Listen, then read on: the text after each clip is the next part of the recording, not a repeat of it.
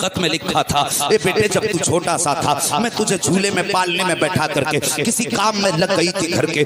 خط کے اندر لکھا ہوا تھا اے میرے بیٹے جب تو چھوٹا سا تھا میں نے ایک دن جھولے میں بٹھا کر کے کسی کام میں لگ گئی تھی. اچانک تو اچھلا تھا پالنے کے اندر اور پالنے سے نیچے جب گرا تھا تو پالنے کے نیچے کیل پڑی ہوئی تھی جو تیری آنکھ میں لگ گئی تھی. کہ اچانک تو اچھلا تھا جب تو پالنے سے اچھلا تھا اچانک اچھل کر پالنے کے اندر سے نیچے گرا تھا اور پالنے کے نیچے ایک لوہے کی کیل لوہے کی کھلی پڑی ہوئی تھی. وہی لوہے کی کیل تیری آنکھ میں لگ گئی تھی. اے بیٹے میں تجھے اٹھا کر کے ہاسپٹل لے کر کے گئی تھی. ڈاکٹر کے پاس جا کے میں نے کہا تھا ڈاکٹر میرے بیٹے کی آنکھ میں چوٹ لگی ہے. بیٹے تیری آنکھ سے خون بہ رہا تھا. ڈاکٹر نے تیری آنکھ کو دیکھ کر کے کہا تھا خاتون تیرے بیٹے کی آنکھ کی روشنی جا چکی ہے. اے میرے بیٹے جب وہ لوہے کی کلی تیری آنکھ میں لگی تھی تو میں جلدی سے تجھ کو اٹھا کر کے اسپتال میں لے کے گئی تھی اور ڈاکٹر کے پاس پہنچ کر میں نے ڈاکٹر سے کہا تھا اے ڈاکٹر میرے بیٹے کی آنکھ میں چوٹ لگی ہے میرے بیٹے تیری آنکھ سے خون بہ رہا ہے. جب ڈاکٹر نے تیری آنکھ کی تپاس کی تلاش کیا آنکھ کو دیکھا تو ڈاکٹر نے کہا تھا کہ اے خاتون تیرے بیٹے کی آنکھ کی روشنی جا چکی ہے اب زندگی میں کبھی دیکھ نہیں پائے گا. کہا بیٹے جیسی میں نے اتنا سنا تھا تو ایسا لگتا تھا جیسے میری حسرتوں پہ بجلیاں گر گئی ہوں. ایسا لگتا تھا جیسے میری ساری تمنائیں جل کر کے خاک ہو گئی ہوں. میں نے ڈاکٹر سے کہا تھا ڈاکٹر مہربانی کر کر کوئی بھی طریقہ ہو میرے بیٹے کی آنکھ ٹھیک کر دے. اب یہ زندگی بھر کبھی بھی دیکھ نہیں سکے گا. اس خاتون نے خط میں لکھا تھا اے میرے بیٹے تجھے پتہ ہے جب ڈاکٹر نے یہ بات کہا تھا یہ سن کر میری حالت یوں ہو گئی تھی گویا کہ میری ساری تمنائیں خاک اور خون میں مل گئی ہے. میں نے ڈاکٹر سے کہا تھا اے ڈاکٹر مہربانی کر اگر کوئی طریقہ ہو تو میرے بچے کی آنکھ میرے بیٹے کی آنکھ کو ٹھیک کر دے. ڈاکٹر نے کہا تھا خاتون تجھے بیٹے کی آنکھ ٹھیک نہیں ہو سکتی ہے تو وہ معصوم ماں کہتی ہے بیٹے میں نے ڈاکٹر سے کہا تھا جتنی دولت چاہیے لے لے لیکن میرے بیٹے کی آنکھ ٹھیک کر دے. اللہ اکبر. ڈاکٹر اتنا سن کے کہتا ہے کہ خاتون صرف ایک طریقہ ہے. کا کون سا طریقہ کہ تمہیں اپنے بیٹے کی نئی آنکھ ڈلوانا پڑے گی. ڈاکٹر نے کہا تھا خاتون تیرے بیٹے کی آنکھ ٹھیک نہیں ہو سکتی ہے صرف ایک ہی طریقہ ہے کہ تیرے بیٹے کی نئی آنکھ ڈلوانی ہوگی. کا جتنی قیمت چاہے لے لے میں تجھے قیمت آنکھ کی قیمت دینے تیار ہوں لیکن میرے بیٹے کی آنکھ ٹھیک کر دے.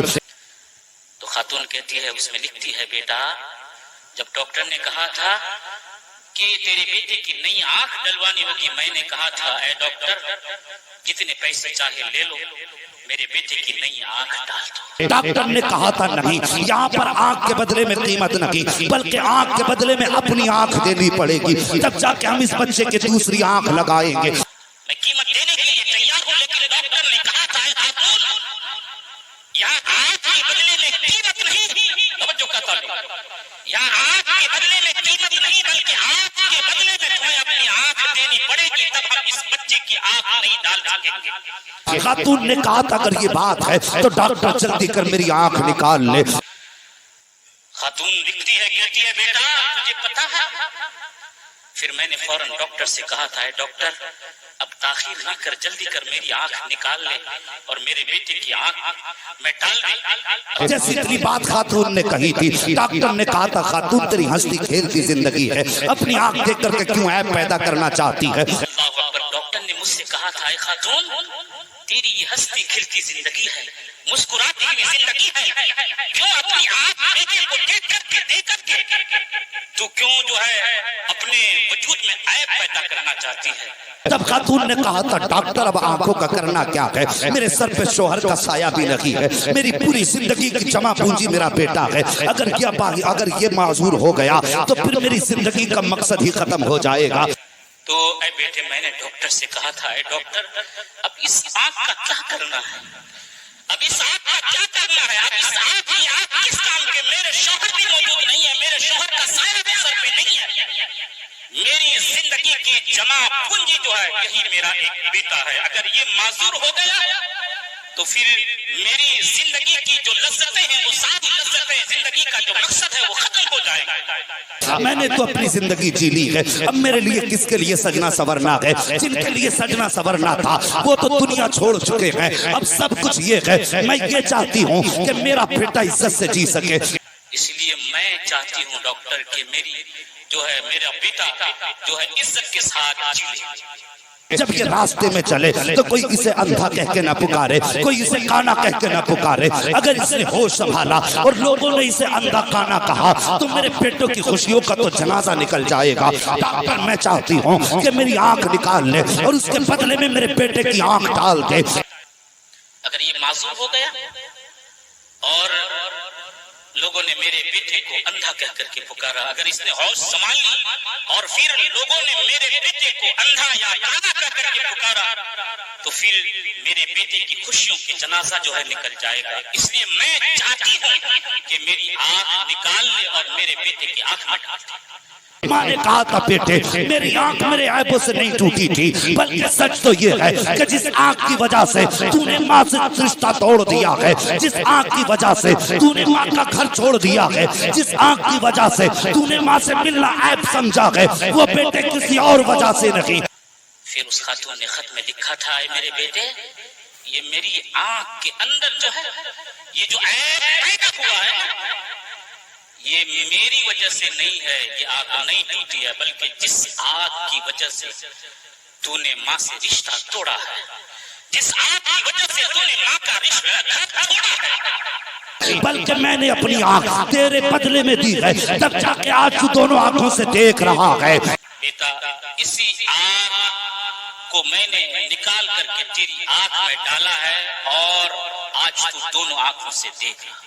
مگر افسوس جب تو میرے پاس آئے گا تو پچھتانے کے سوا تیرے پاس کچھ نہیں ہوگا. اے میرے بیٹے میں دنیا سے جا رہی ہوں. لیکن اس خط میں اس خاتون نے لکھا تھا، بیٹا جب یہ خط تجھ تک پہنچے گا لیکن اب تو میں اس دنیا سے جا رہی ہوں، سوائے پچھتانے کے تمہیں کچھ بھی نظر نہیں آئے گا. لیکن مہربانی کرنا اپنے دل سے ماں کی نفرت نکال دینا. جیسی خط اس نے پڑھا ہے توڑ لگائی ہے، لیکن اس نے تنبیہ لکھا تھا، بیٹا آج کے بعد اپنے دل سے ماں کی نفرت کو نکال دینا. تو ماں کی محبت کو، ماں کے جگر کو، ماں کے دل کو سمجھاتی نہیں. اس نے خط پڑھا، خط پڑھنے کے بعد ماں کے گھر کی طرف اس نے دوڑ لگا جا کے پتا کیا میری ماں کہاں ہے. کہا قبرستان چلا جا. اللہ اکبر گیا قبرستان، جا کے ماں کی قبر سے لپٹ کے رویا. کہتا ماں خطا ہو گئی ہے معاف کر دے. وہاں پہنچا، لوگوں نے بتایا تیری ماں تو قبرستان میں ہے، قبر میں لیٹی ہوئی ہے. دوڑ کے قبرستان گیا اور قبر سے جا کر کے لپٹ گیا، لپٹ کر رونے لگا، ماں مجھے معاف کر دے، میری خطا ہو گئی، غلطی ہو گئی. جیسی بیٹے نے سسکنا شروع کیا ہے قبر سے آواز آ رہی تھی، اے بیٹے.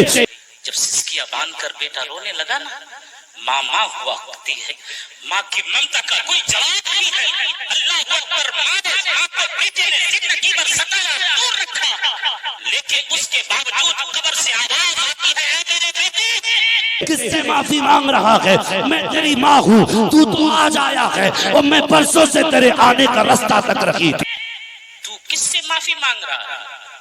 میں تیری ماں ہوں، میں برسوں سے تیرا راستہ تکتی رہی. آج نہیں، اگر برسوں پہلے آ جاتا یا کبھی نہ آتا تو میں ماں ہوں، میں نے تیرے آنے سے پہلے تیری ساری خطاؤں کو معاف کر دیا. تو آج آیا ہے، اگر برسوں پہلے بھی آتا تو میں تجھے معاف کر دیتی. آج ہی معاف کر. فرشتے بھی تقریریں سنتے ہیں. ویسے تو تھوڑیاں گاڑیاں سن کے تو فرشتے بھی ہنستے ہوڑے تھے. بندے ہنس رہے ہیں. یار یقین کریں مجھے تو اب فرشتوں کے اوپر آ رہا ہے. یار فرشتے کیا سوچتے ہوں گے یار کہ ان کو اللہ تعالیٰ نے ایک پیغمبر دیا، کتاب محفوظ کی، یہ اس کو چھوڑ کے کہانیاں کرا رہے ہیں. بڑا حوصلہ ہے فرشتیاں دا، یقین کرو. پھر بھی تھوڑا نام جس طرح لکھتے ہیں، ہو سکتا ہے نام لکھتے ہوں کہانی سننے کے لیے پہلا بندہ آ گیا، ہوں دوسرا آ گیا، ہوں تیسرا آ گیا، تے کہانی سن کے اٹھ گیا تے گھر بھی جا کے کہانی ہی سنائے گا.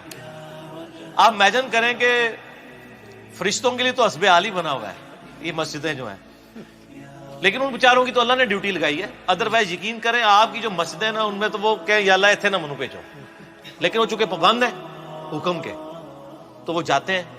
ہر دفعہ بیچارے کہانیاں سن کے اللہ کو جا کے پتا, اللہ نو دس دے ہوں گے کہ جناب کہانیاں نے. تو یہ جو کہانیاں ہیں وہ ظاہر ہے اللہ تعالیٰ کے تو علم ہے, لیکن اللہ تعالیٰ پوچھتا ہے اس لیے کہ اس کا ایک پروسیجر ہے, ایک طریقہ ہے کہ ڈیوٹی لگائی ہے, ذرا ان سے بھی فیڈ بیک لیا جائے. تو بہرحال آپ دیکھیں کہ کتنی شرمندگی نبی علیہ السلام کو قیامت الدین اس امت کی وجہ سے اٹھانی پڑے گی کہ اس امت کو کتاب محفوظ کر دی گئی, پیغمبر کی تعلیمات محفوظ کر دی گئی, یہ پھر بھی کہانیاں کراتے رہے. میں حدیث ہے کہ مؤمن وہ ہے کہ جو برائی دیکھے تو ہاتھ سے روکے, ہاتھ سے نہیں روک سکتا, زبان سے روکے, اگر زبان سے بھی نہیں روک سکتا تو دل میں برا جانے, لیکن ساتھ کا دل والا معاملہ ہے ذالک اضعف الایمان, یہ سب سے لوز درجہ ہے. جی تو ہم تو ہیں بھائی حسینی, ٹھیک ہے نا جی, تو ہم تو کہتے ہیں بھی اس کو کم از کم زبان سے روکیں.